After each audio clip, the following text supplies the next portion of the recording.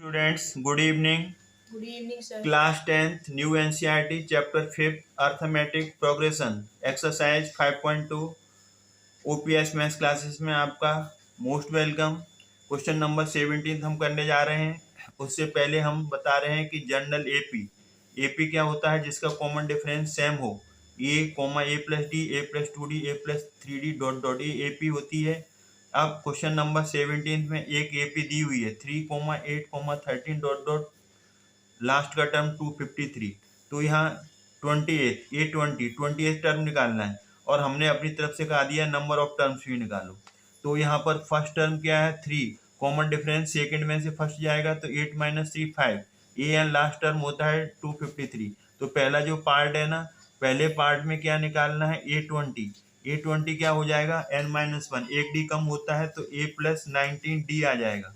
तो a की जगह यहाँ पर क्या है 3 प्लस 19 और d की जगह यहाँ पर 5 है। तो अब हम इसको सॉल्व करेंगे।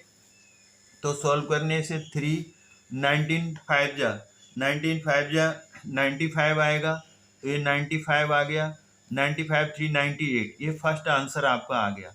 तो यहाँ पर ये फर्स्ट आंसर आ गया, यहाँ पर छोड़ देंगे according to the NCERT book. लेकिन नंबर ऑफ टर्म्स हम निकालना चाहते हैं तो नंबर ऑफ टर्म्स क्या आएंगे, नंबर ऑफ टर्म्स अगर हम निकालना चाहते हैं तो नंबर ऑफ टर्म्स अगर निकालेंगे तो ये जनरल nth टर्म वाला फॉर्मूला लगा दो जिसको जनरल टर्म बोलते हैं, a plus n-1 into D. A N last term है तो लास्ट टर्म कितना है 253। फर्स्ट टर्म कितना है यहाँ पर 3 प्लस n-1, n अननोन है, डी कितना है कॉमन डिफरेंस यहाँ पर है 5, तो हम यहाँ पर 5 लिख देंगे। तो अब 253 3 को इधर ले जाओ, माइनस का हो गया n-1 इंटू 5। तो 253 में से 3 जाएगा तो 250 आ जाएगा और ये 5 ऑल ओवर कॉमन है तो नीचे आकर के डिवाइड हो जाएगा तो n-1। तो 5 से काटेंगे, 5 5 या 25, तो यहाँ पर 50 आ गया। अब हम यहाँ पर क्या करेंगे 50 n-1, अब 1 को इधर ले जाओ तो 50 प्लस 1 n, तो n इज इक्वल टू आपका 51 आ गया। नंबर ऑफ टर्म्स आ गया, नंबर ऑफ टर्म्स। अगर आपसे नंबर ऑफ टर्म्स पूछी जाती हैं तो यहाँ तक आप सॉल्व कर दो, नहीं तो आपका आंसर ये 98 है, यहाँ तक छोड़ देंगे। ये एक्स्ट्रा हमने इसमें से पूछ लिया कि नंबर ऑफ टर्म्स पूछेंगे तो कैसे करेंगे। तो आई होप ये आपको क्वेश्चन समझ में आया होगा।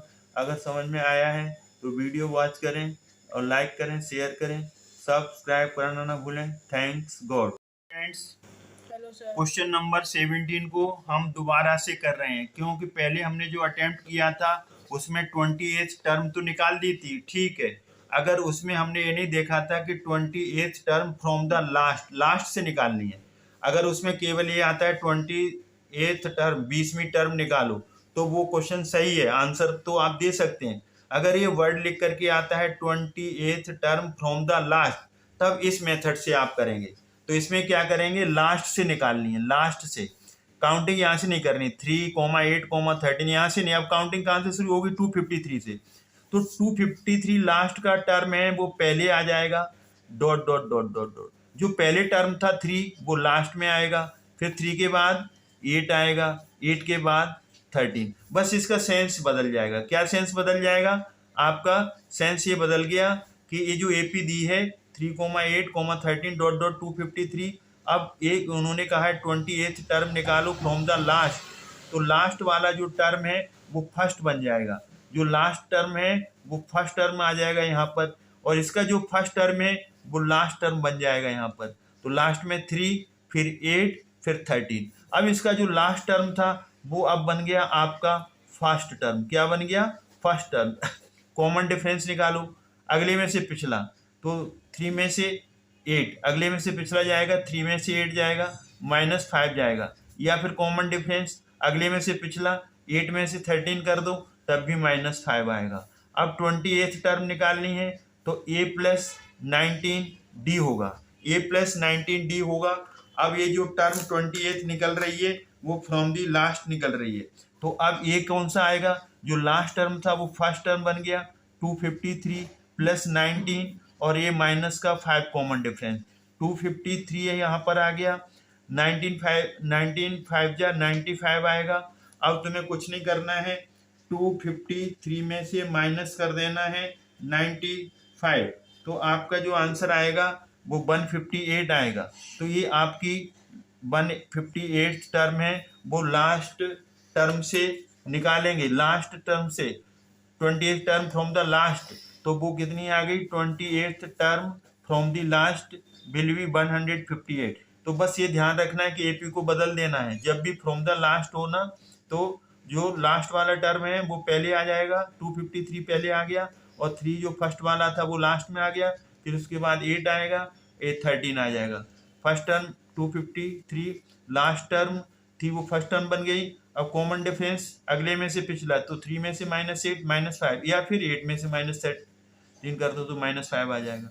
28th टर्म क्या आती है, a + 19d, एक डी कम हो जाता है। जब आपसे कहें फिफ्थ टर्म तो आप बोलोगे a + 4d, आपसे बोले थर्ड टर्म आप बोलोगे a + 2d, एक डी कम कर दो, a की जगह 253, 19 d की जगह -5, 19 5 जा -95, 253 में से 95 जाएगा तो 158। आई होप ये आपको आंसर समझ में आया होगा, क्वेश्चन समझ में आया होगा। तो ये हमारा करेक्शन हो गया।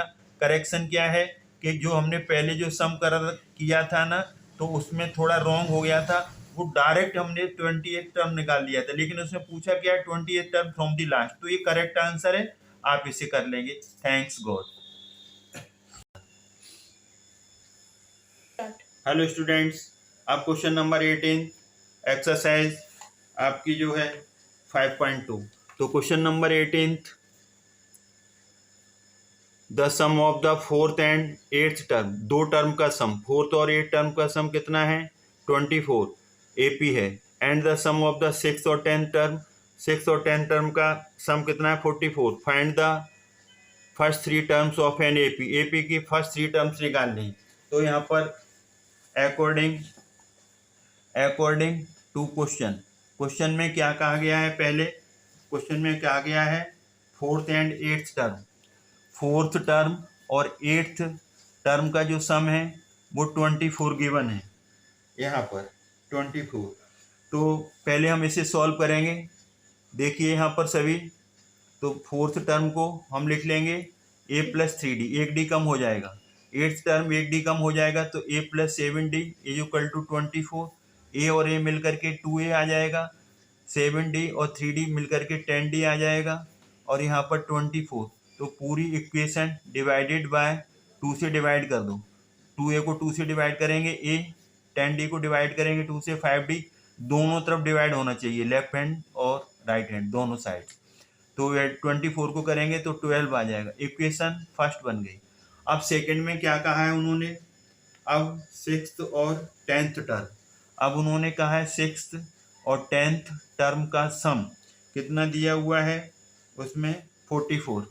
तो अब हम इसे एक्सपेंड करेंगे, value of A 6th term will be a + 5d, एक डी कम कर दो। 10th term will be a + 9d, एक डी कम कर दो, ये 44। a और a मिल करके 2a आ जाएगा, 9 और 5 मिल करके 14d आ जाएगा, और ये 44।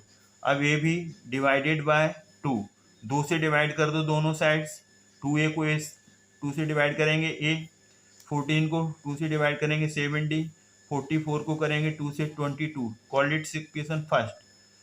सेकंड, फर्स्ट क्या थी उसको नीचे लिख लो, a + 5d = 12।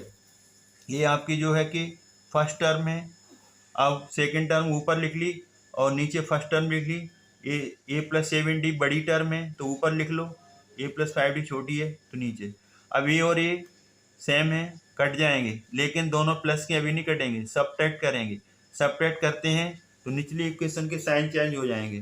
तो a will be minus, a positive से निगेटिव, ऑल्सो 5d पॉजिटिव से निगेटिव, और also 12 will be positive to negative. a और माइनस ये कट गया, 7d में से 2d जाएगा, 5d जाएगा, 2d आएगा, और 22 में से 12 जाएगा, तो यहाँ पर आपका 10 आएगा। d = 10, 2 नीचे आ गया, डिवाइड कर दो, a विल बी 5। अब a की वैल्यू जो भी आपको इक्वेशन छोटी लगती है, तो यहाँ से d = 10/2 आ जाएगा, तो d = 5 आ गया। d की वैल्यू जो आपको इक्वेशन अच्छी लगती है हल्की सी, उसे उसमें पुट कर दो तो हमें अच्छी और हल्की फर्स्ट दिख रही है। From first A plus 5d is equal to 12, तो ए की जगह अननोन है 5, डी आ गया अभी अभी 5 और ये 12 आ गया आपका। डी कितना आया था 5, तो 5 रख दिया। तो ए प्लस 5 5 जा 25 और 12, ए इज इक्वल टू 12 माइनस 25, तो ये माइनस में आएगा, 25 में से 12 जाएगा, 5 में से 2 गया 3, 2 में से 1 गया तो D, ये minus माइनस 13 आ जाएगा। अब ए पी निकालनी है, उस ए पी की 3 टर्म निकालनी है। तो पहली term A is equal to minus 13, दूसरी टर्म आएगी वो होगी ए प्लस डी, तो ए कितना आया माइनस 13 और डी कितना है 5, तो ये माइनस का 8 आ जाएगा। अब हमें थर्ड टर्म निकालनी है, तो थर्ड टर्म हो जाएगी आपकी ए plus 2d, A plus 2d और A is equal to minus 13 plus 2, D कितना है 5, तो माइनस का 13, 5 2 या 10, माइनस 13 प्लस 10 माइनस 3। तो आपकी जो 3 टर्म्स हैं वो सीक्वेंस लिख दो। पहली टर्म ए माइनस 13 आई, दूसरी टर्म माइनस 8 आ गई, तीसरी टर्म माइनस 3 आ गई, तो 3 टर्म्स निकालनी थी इसमें, तो ये हमारी ए पी की 3 टर्म्स आ गई। यही आपका आंसर है फाइनल। और आई होप कि आपके समझ में आया होगा। अगर ये समझ में आया है तो वीडियो लाइक करें, शेयर करें, सब्सक्राइब करें। Thanks God. अब मिलेंगे नेक्स्ट वीडियो में।